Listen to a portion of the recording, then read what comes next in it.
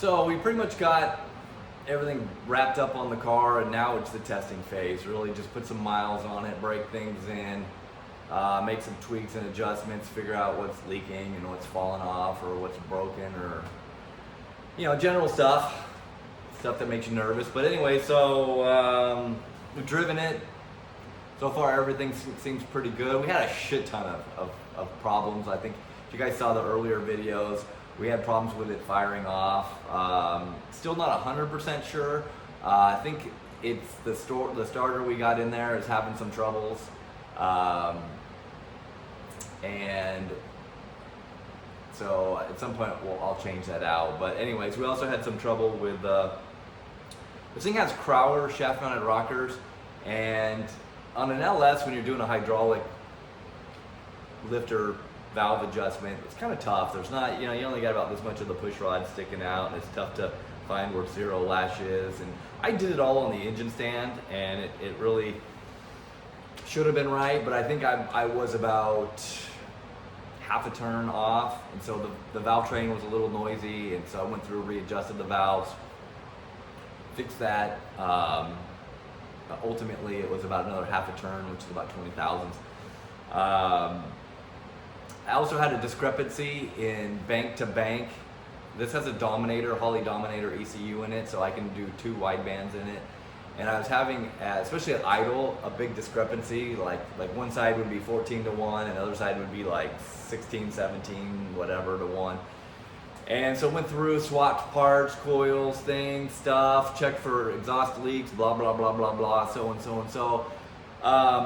Grabbed an old O2 sensor that I had as a last ditch test, put it in, and apparently it was a poorly calibrated wideband O2 sensor. So Holley, you can kiss my ass. That sucked. That was a lot of effort. That was literally like 2 days of pulling my hair out. Like, why is this thing doing what it's doing? So anyway, so we got past that. Got all the interior stuff done, as you guys have seen. That's pretty cool. We'll do an overall walkthrough here real quick. But so right now is the Telltale. This is super cool. I'm really excited about this. So, of all the changes we did on the car, basically building a complete front clip to fit 315s on the car, which we don't have the wheels and tires on the car yet. These are still the old tires and wheels. Going from an iron block, small block to an all aluminum LS. We went up in weight because we went from a TKO to a T56 Magnum, which I think is probably about 30 pounds. So we changed stuff around. We lost weight here, gained a little here. We lost wipers, took the heater out.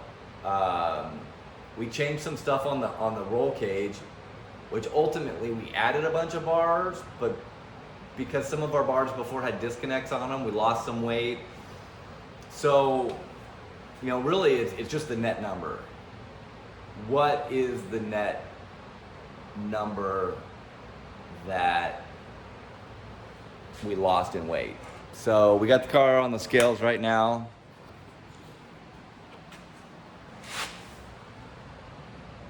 We got 3289, and if we walk over here into the other shop and into my office, we can, I don't know, I didn't bring the sheet in there, but anyways, we scaled the car before we took it apart. We actually used a couple of different types of scales. So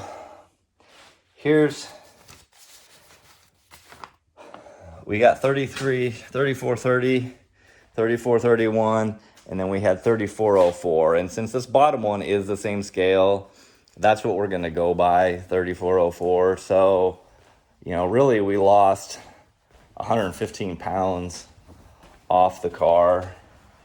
And, here, let me put these side by side and we can actually look.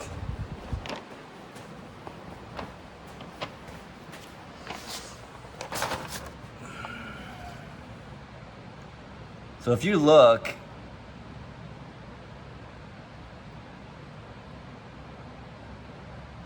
the thing really, trying to think, the weight balance looks about the same. But overall we lost weight off of every corner.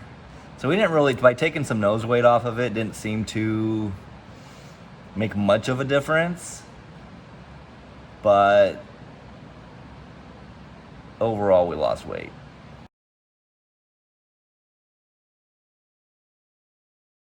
So that's pretty cool. So you can compare the two. So anyways, so that's super exciting. And one of the things that's really exciting, I don't know if we took pictures or did the thing on the whole interior of the car. I don't know how well this is going to show up, but I don't have the shifter boot in yet. And I made some block off plates for the radio that match the dash. But the cool part is the rear seat delete is all in. You can see how we did the cool door bars and stuff. So we now have 2 door bars, where before we just had one diagonal that went all the way to the front corner. And then it was a disconnect bar. So it had these big heavy billet ends on it. So this is gonna be a little bit lighter, but now, as you can see, the way these intersect is pretty strong. So now there's 2 door bars. And then before, all we had was a crossbar that wasn't fixed. And now we have a full diagonal and a crossbar. So the roll cage is so much better. And we got the belts in. As you can see, they're wrapped on the crossbar. And we went with Race Quip belts. They're really affordable belts. And I actually like the quality on them. Seem to be pretty good. We'll see how they hold up over time. But anyways, and it was cool. So I ended up doing and putting lights underneath the footwell. It's just nice if you're out, you drop something. The car's black inside. It's an abyss. So anyways, as you can see here, here's our crazy gauges, and our steering wheel comes off. So anyways, this is one of the things I'm really super proud of. These gauges are really cool, and you know, a big shout out to Speed Hut for working with us to come up with this. And you know, of course, we made the panel ourselves here with a special carbon weave. That is real carbon. So anyways, appreciate it. Thanks for watching. So at this point, it's just a matter of tuning and driving. I think we'll have this thing on the dyno maybe next week. I think we got about 75 miles on it right now. So get it all broken in and happy, and so far no leaks or any problems other than the shit ton we already had. So anyways, we'll keep you updated. So thank you for watching.